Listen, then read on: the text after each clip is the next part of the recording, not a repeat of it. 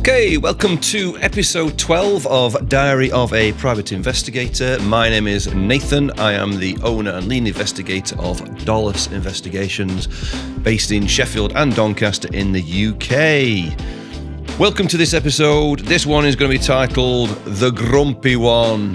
Why am I so grumpy? Well, first reason why I'm grumpy is it's February and Adam hasn't put the heating on and I'm sat in a t-shirt, so you might see some nippage going off if you're watching on YouTube.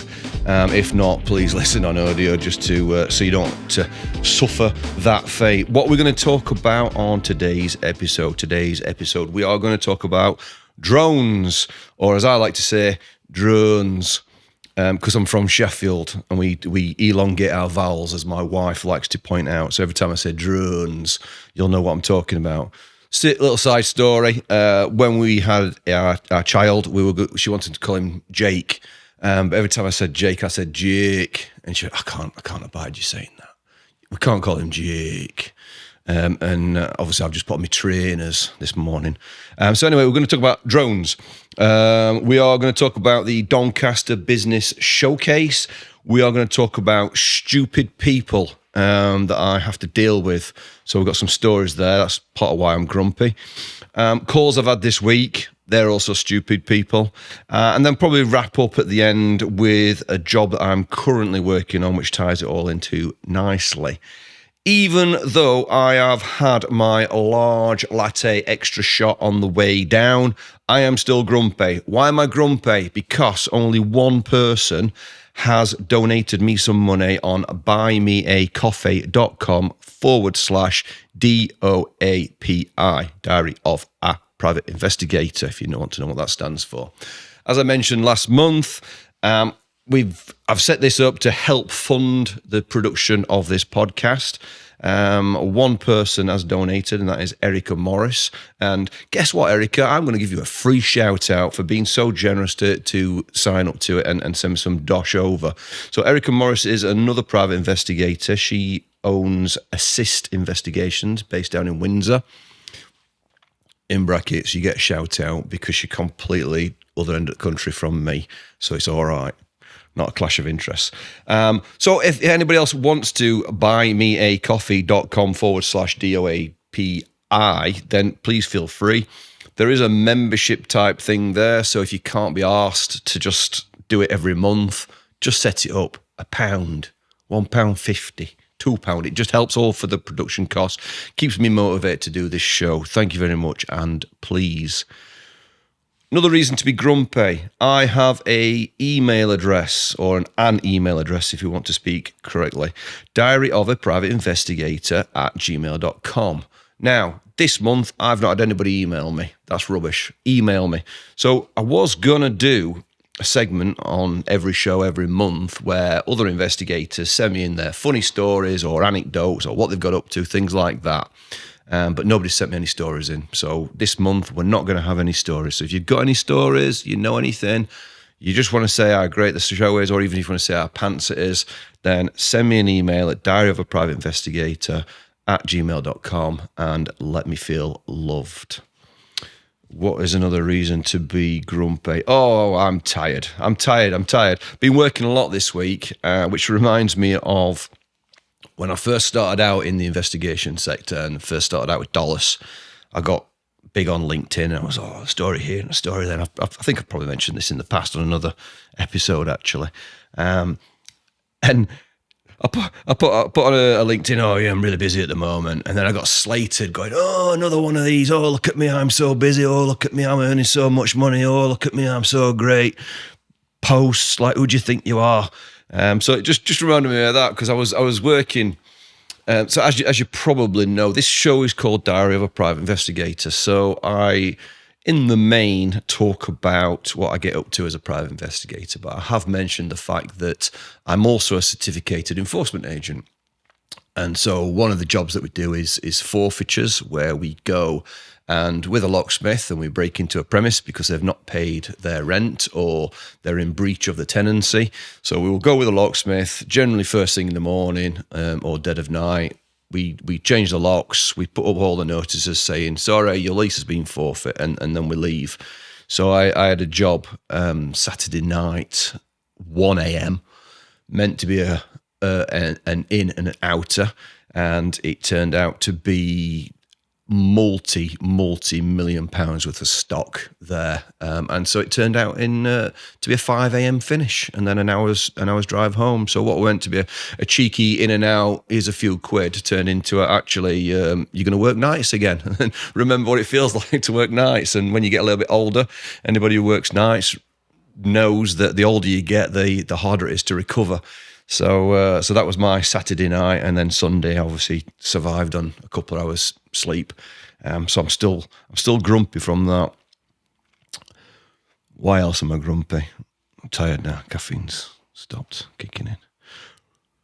I'm grumpy. So last month we talked about Strike, the show. I never had a call from Holiday Granger. Slightly store Krista mentioned that, I thought I'd mention it anyway. She never contacted me. Last reason to be grumpy. So last night, me and the wife sat down and we started watching a TV program called The Hunted. And for those that don't know, it's well, this one was celebrity. I'll do the old speech marks and air marks in the air. Celebrities who get hunted by professional investigators, cyber investigators, etc., etc.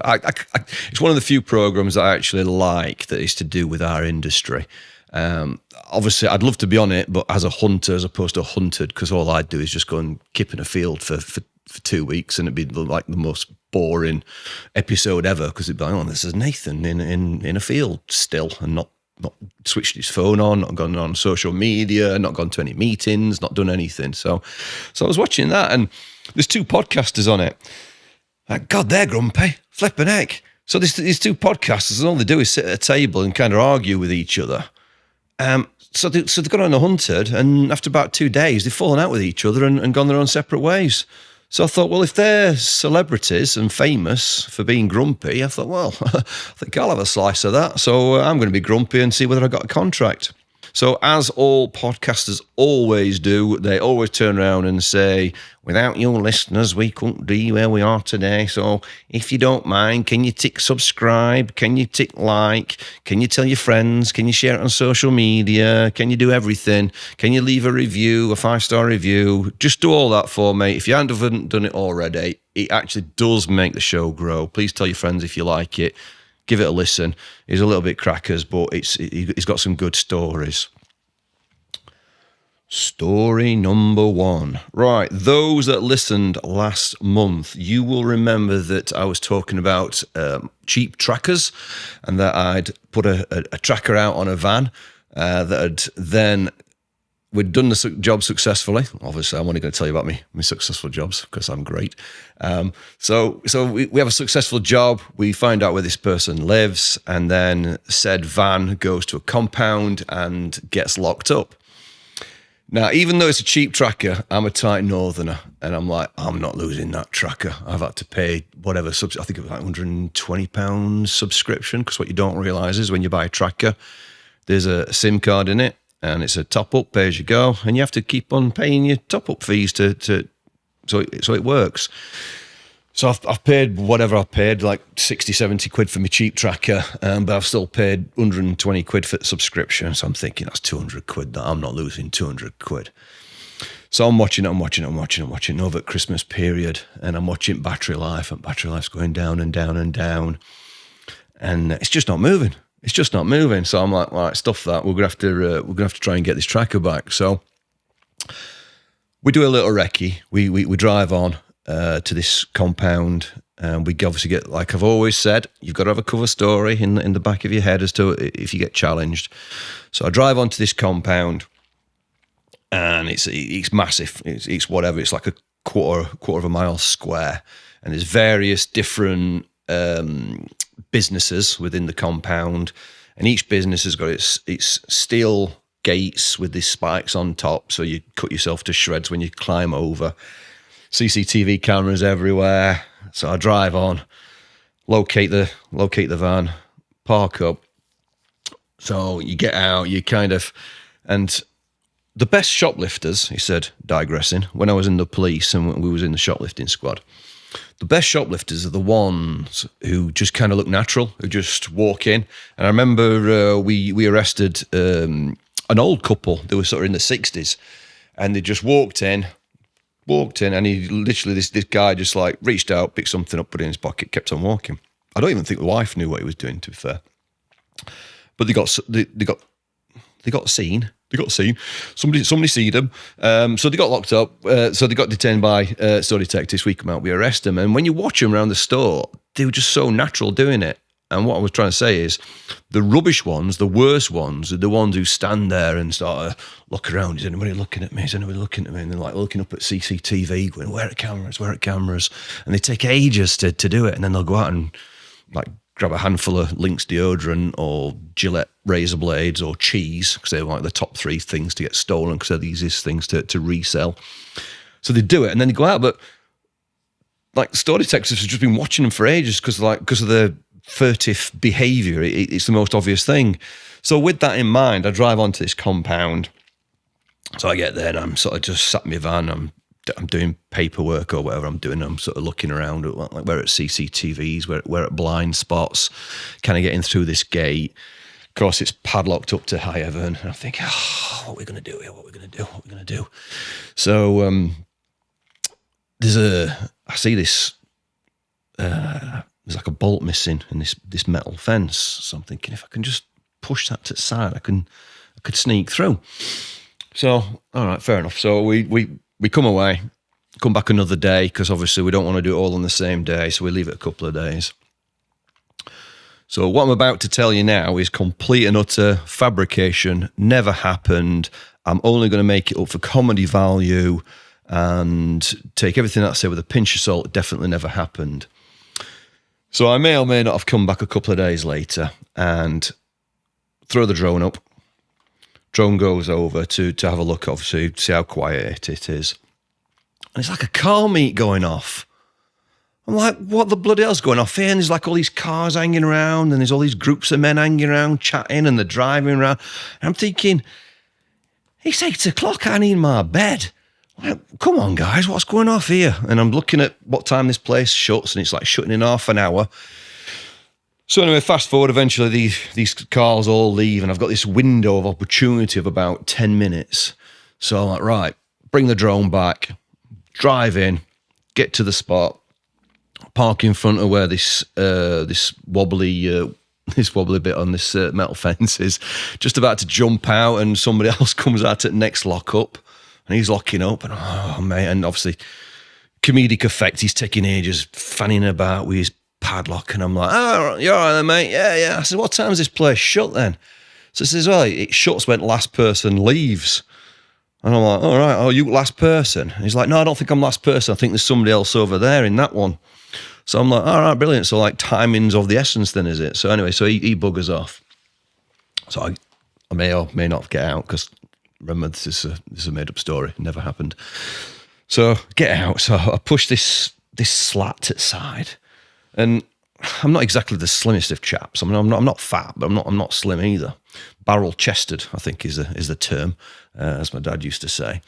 So I'm sneaking through this gap in this fence, I'm scraping through and obviously crushing my ribs. So I climb through, and then of course it's all overgrown. So then you're climbing through brambles and you're scratching your legs and what have you. So gets this, and I'm thinking, what will my cover story again for this bit in case you get caught? And I'm like, all right then. So we gets underneath it. We gets his tracker off, comes back, climbing through all brambles again, scratch, squeeze through this bloody fence bit, get in, drive off, slightly triumphant because I've got my cheap tracker back. I'm like, hey, happy days. I get home, I've got cuts up my legs, I've got a bruise on my calf. How you do? And I've got a bruise on my bum cheek, and Mrs. is like, why have you got a bruise on your bum cheek? How do you do that? And I'm just like, you'll never know, love. All in a day's work. So when I was thinking about that story to tell you, to share with you, it got me thinking about drones. or drones. Drones. I'm going to say drones. I'll say it properly, just for your benefit, because if not, you're just going to start shouting at your speakers. Drones, right. So, do private investigators use drones? Yes, of course we do. Now, here's one for you. Why are drones like vibrators? Because you thought you could do a perfectly good job without one, and then as soon as you get one, you find that you're using it all the time. Boom, thank you.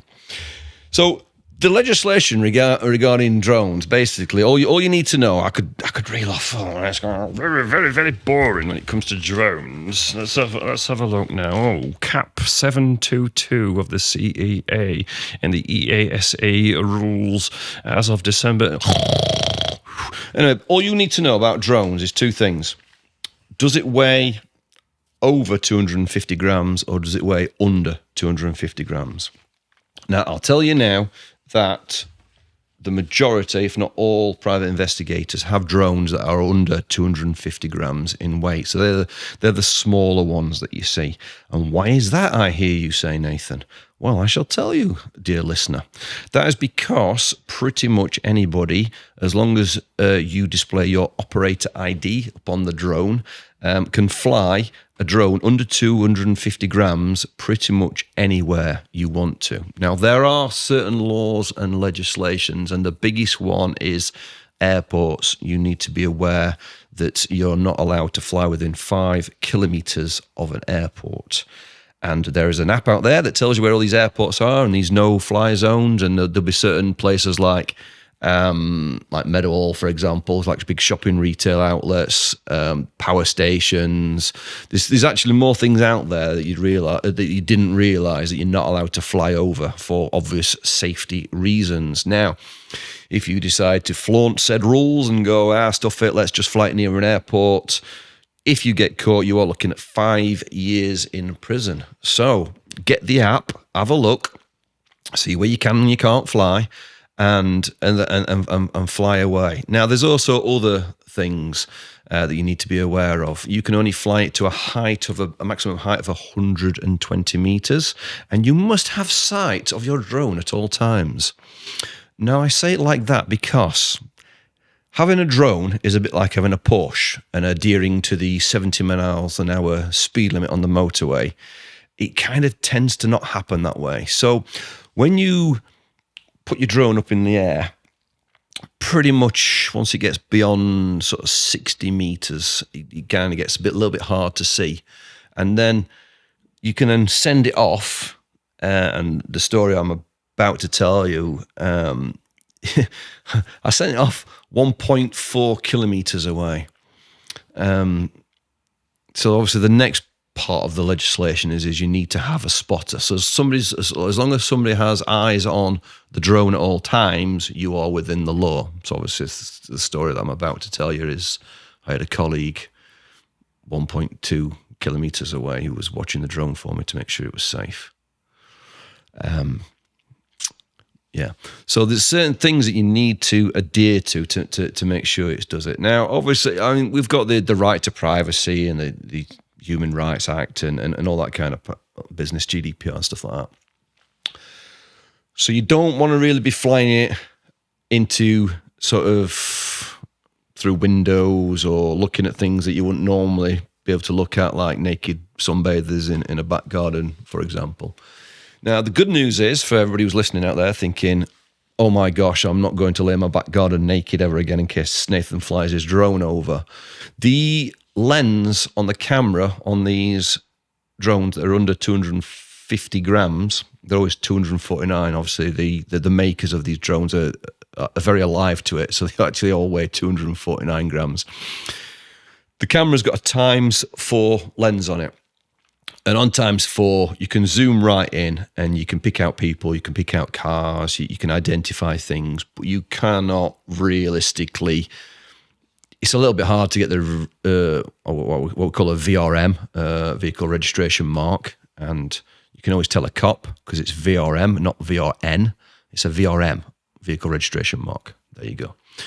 Informative and entertaining. So you can see so much. But it's not like zoom on upon zoom on and get a clear facial shot and what have you. So it has its limitations. However, it is a great bit of kit. I've got one, and like I've just said, I use it quite often. Actually, it's quite good. So, do we use drones? Yes, we do use drones, but they all tend to be the smaller ones. Now, if you want to go heavier, you can, but you will need a license, and you have to pay for a course to learn how to fly it. Oh no, Marie! Ring doorbell's gone off live on camera. Turn that off. You can leave that one in if you want to, just to make sure it's all realistic. It's all. Somebody once said to me, when you do your podcast, is it live? And I was like, well, I'm alive when I'm doing it, but don't really go out live. That's another aside. So these big drones, you need proper licenses, and there are restrictions. You can't sort of fly it like 50 meters within people and all, and you can't fly it in public places, things like that. The reason why we all have the 249 gram drones is because you can pretty much fly it as long as it's not a no-fly zone. You can fly it wherever you want to. You can fly it in parks, fly it over houses, fly it wherever you want to. And people can't turn around and go, oh, it's my private airspace. Well, if you're so high, then you can pretty much fly it wherever you want to. So that is it on drones. Obviously, coffee's kicked in, because I'm talking quite quick, actually, but I thought that'd be quite a long topic. So if you've got any questions on drones or anything like that, then feel free to send me an email, because I've not got any emails this month. So I mentioned that one. Right, next topic. I might have to have a pause and drink my coffee. So the story that I mentioned about when you use a drone, like I said, you kind of use drones more often than what you realise. So I had a job.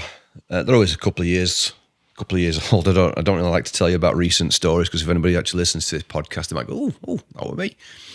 So a couple of years ago, I get this job, and it's a company director, and it is suspected they are swinging the lead. So they're basically taking the mick. They're not working the hours that they're meant to be working. And this particular director is a keen golfer. I don't know how I went golfer, but he's a golfer. So we go out, follow this person to the golf course, get them out, record them with the golf bag and what they're wearing and what have you, and then off they go. And it just so happens that this particular person had a really distinctive golfing bag. It had some fluorescent colouring on it. Bit garish, but there you go. But it actually helped our case no end, because it was so distinctive that when this person went out onto the golf course, drone goes up, flies onto the golf course, follows them around the golf course, and like I said, you zoom in to such an extent that you can work out it's that person due to the height, what they're wearing, and this distinctive golf bag. And then we follow them around the golf course. We get a couple of shots through trees and what have you of them walking past, taking a swing, because this particular golf course was near a road.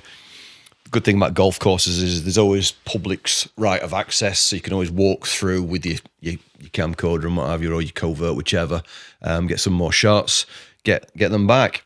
So job's a good one. So things like that. There's things like, I've had jobs where people have had private gates, when you're trying to, there's a particular area in South Yorkshire that's got a really bad reception area. So there was a tracker on the vehicle, but you would think that when you put a tracker on a vehicle, it's perfect. Well, it's a bit like your phone. You're going to hit black spots where your phone doesn't get signal. You suddenly lose all your bars. Just so happens I had a long-term job in an area of South Yorkshire, which is really bad for signal area. So I was following a vehicle and it just kept disappearing, kept glitching all the time. So the drone went up, just hover over the private gates. Yeah, we can see it. Bring the drone back. Yeah, we know we've got them housed. Put the sort of surveillance on the house, and then when the car leaves, we're on it again. So I have mentioned this in the past in brief, but this particular job that I've just talked about, the guy on the golf course, the director, they had a meeting in London town. So we're driving to London town, following this person down the motorway. And I've mentioned this in the past because they drove at 55 miles an hour on the M1 because they were taking the MIG. They literally had a 1 hour meeting in London. So they had all day to kill. So they just set off, and instead of like anybody else had like gone to a cafe or done something or parked up to some paperwork, whatever. Now this person's just going to drive 55 miles an hour down the motorway, which is absolutely painful as a surveillance operator to follow. It's actually quite good counter surveillance, albeit / dangerous on the motorway, because people are coming down, all of a sudden getting behind a car doing 55 and having to pull out, you're getting lorries overtaking. So actually the surveillance side of things was quite difficult, and we sort of had to hang right back, hide behind lorries, and then get off on the slip road and rejoin, and all the various tactics that we do in order to follow this person down. And so he gets to eventually gets to London. He's got this 1 hour meeting. He's taken 2 days off, by the way. He's having an overnighter out of this bad boy. So he drives down to London for his 1 hour meeting. And for those, I suppose it's like any capital city, the parking is somewhat limited in London town. So he pulls up outside this building. So we get him going into the building for his meeting, into his private car park. So there's like 2 spaces, public spaces, parking. So I park up, and I'm like, he's gone. So I get out, go and buy a ticket, and it was £35 for 2 hours parking. And I'm like, holy schmoly, like that's ridiculous. Obviously tight northern, and I came at him even though I was going to claim it back on expenses. I was like, 35 quid for 2 hours. So anyway, we got that job home. Doncaster Showcase. So, reasons to be grumpy. Going back to the start of the show, reasons to be grumpy. So I went to the Doncaster Showcase, Doncaster Business Showcase this last couple of days. Now, in itself, I am not besmirching the showcase. It's a fabulous event. There's hundreds of different stands there, thousands of people who attend. It's a really good thing if you are a business owner in a particular niche market. It's very, very good. However, if you are a bespoke niche business like a private investigator, for example, and you are unique and you are the only private investigator there, then it is somewhat difficult. So you get people you'll get like a lot of HR companies, solicitors, people who do your website, printing companies, media companies. There's quite a lot of sort of standard companies, and then there's private investigator. So you get these people walking around and they're going, oh, look at this, oh, look at that. And then they look at you and they go, private investigator. And then just like walk off, and I'm like sort of stood there going, like, do you know, like when you go to these market stalls and people sell jam, and you're like, oh, jam. And then they go, do you want to try some jam? And you're like, no, just looking at your jam. Or like cookies, like the one at the Christmas market where you can buy a cookie for like £9.50, because obviously they're paying 500 quid a day for the stall because it's Christmas market. And you're like, oh, that's a nice cookie. £9.50? And it was like that. I was like, oh, private investigator. And I'm like, yeah, do you want to know? Okay, clearly not then. Bye. Yeah. Thanks for coming. Yeah, cheers.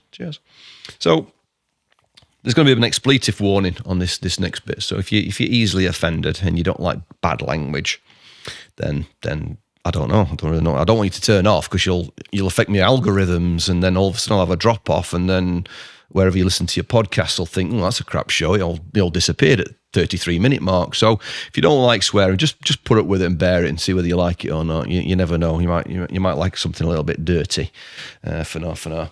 So you get these people coming up to your stall and they're like, oh, yeah, mate, yeah, all right. Can I have some of your pens? Because obviously I've got my free Dolos pens out. And they just take your pens and walk off. And you're like, you fucking tramp. Have you really come to a business showcase to get some free pens? I'm like, oh, mate. So, and you see them and they're walking around and they're going up to each store. Oh, can I just take a mug?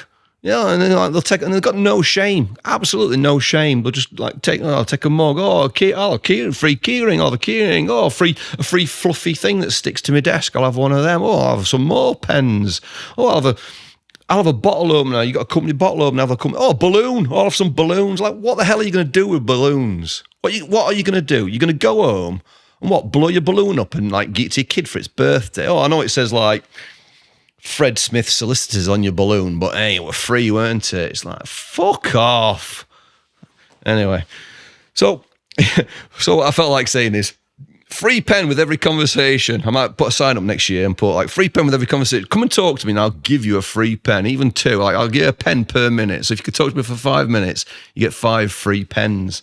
But obviously, because I'm a tight northerner and I don't really buy into this networking. I find I can't really do it that well, as you're probably gathering by listening to me. I was kind of really polite to everybody and nice. But I could feel these people coming around just taking free stuff, and like you'll have people with bowls of sweets, just to. I don't know why they do it. Why do you do it? Why do you have a free bowl of sweets on your table? All you do is encouraging these people who just want free sweets. Like anybody who's there serious will come up and talk to you, engage with you, have a conversation, and move on. They don't just come up and go, "Oh, a free quality street, lovely. Oh, you've got me business. Here's £1,000 worth of business because I've had a free toffee from your quality street box." So I don't have any of that stuff on, because I only want people who genuinely want to talk to me to come up and talk to me. And then you have these like bowls, business cards. And what the theory is that you put your business card in, you get entered into a raffle, and you get a free bottle of champagne. It's obviously never champagne, it's Prosecco. But you get a free bottle of something, or a free hamper or something like that. So you'll get these people, business cards. And obviously what you do is you put your business card in, then you get put onto an emailing list, and then you get a million emails for the rest of your life, all saying, come to my business, come to my business, come to my business, until you unsubscribe. So again, I'm thinking, I don't have a mailing list, because if you want a private investigator, you want a private investigator. Most of my work comes through Google or any other websites that are out there, like Bing, or if anything actually exists out there that isn't Google. So majority of my work comes from the website. So I kind of do these for a bit of sport, bit of a laugh, really. And you never know what might happen. You've got to be in it to win it, as they say. So I'll do it. So I don't have an emailing list, because if you want me, you want me. If you don't, then you don't. So, but at the end of the show, you get all these businesses, and I've seen them, and they literally run around in the last 10 minutes throwing the business cards into all these bowls to try and win a bottle of wine.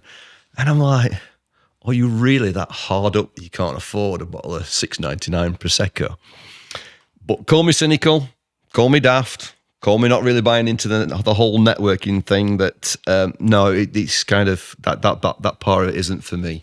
So that was my experience, and another reason to be grumpy. So last month I said to you, I'm going to be at the Doncaster Showcase. So if anybody listening to this podcast wants to come up and say hello, say hello. Nobody came up and said, Nathan, I listened to last month's podcast and I thought I'd come up and meet you in person. Hello. So another reason to be grumpy. Right. So just told you, networking, right waste of time.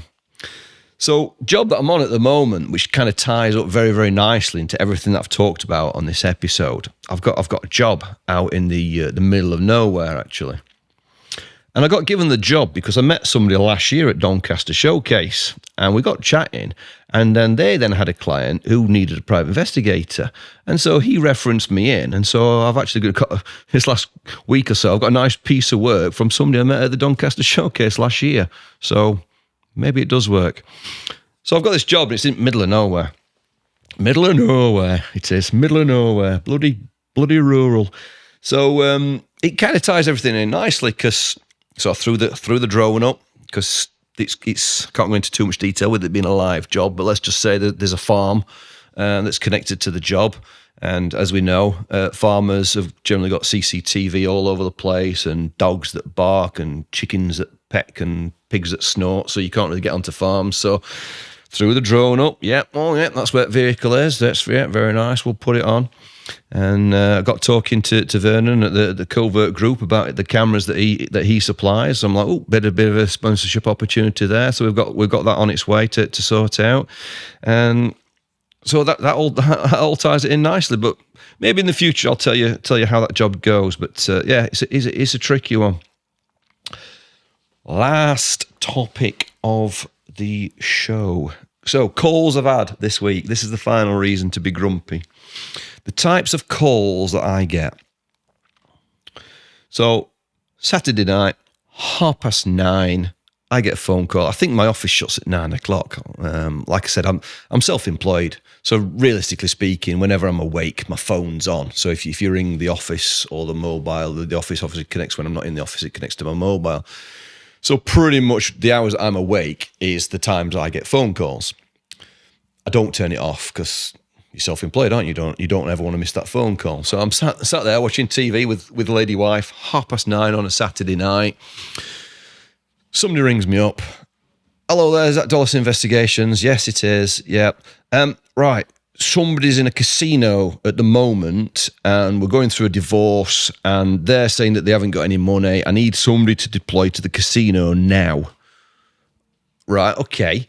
Might need a little bit more detail before I just go and put my coat on. Where is it? Birmingham. Ah, right, okay. Now, I don't purport to have an office in Birmingham. I purport to have an office in Doncaster and Sheffield, but obviously I cover nationally. So I explained to this customer, I'm like, it's 9:30 on Saturday night. I have people who work for me up and down the country. But you must understand that it is 9:30 on a Saturday night, and the chances of getting somebody who will go out and deploy immediately for you are pretty thin. Oh, I need somebody now. So I said, leave it with me. Let me make some phone calls. Phone goes down. Within 2 minutes, I get a ping. Ping, have you found anybody yet? Ping, I really need somebody. Ping, they're still there now. Can you send them? Ping, fuck off. That was a bit loud, though, wasn't it? I bet that blew your ears off.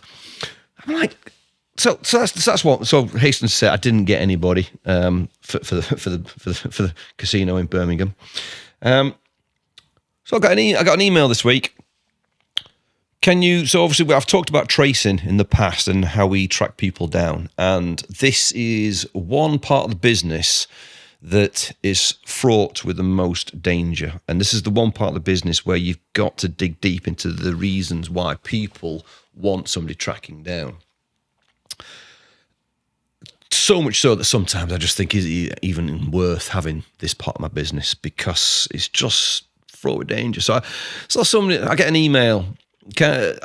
So they always seem to jump on. They obviously do the research first, and they always jump on to, there's always a debt. Oh, you need a legitimate reason. Oh, this person owes me money. So I get an email, they ring up first. I'm trying to track somebody down. They owe me some money. I need to track them down. I need to serve some papers on them, blah, blah, blah. Yeah, not a problem. Now, obviously, again, if we're doing this type of thing, then I like to get something in writing because I have to justify what I'm doing. So if I ever get investigated by the ICO or whomever, I've got a paper trail. I know who they are. I can do due diligence, and we've got it all there. So I'm like, yeah, no problem. I can do that. Send me the email. So this email comes through, and it's like, yeah, I lent some money to somebody who I went to school with.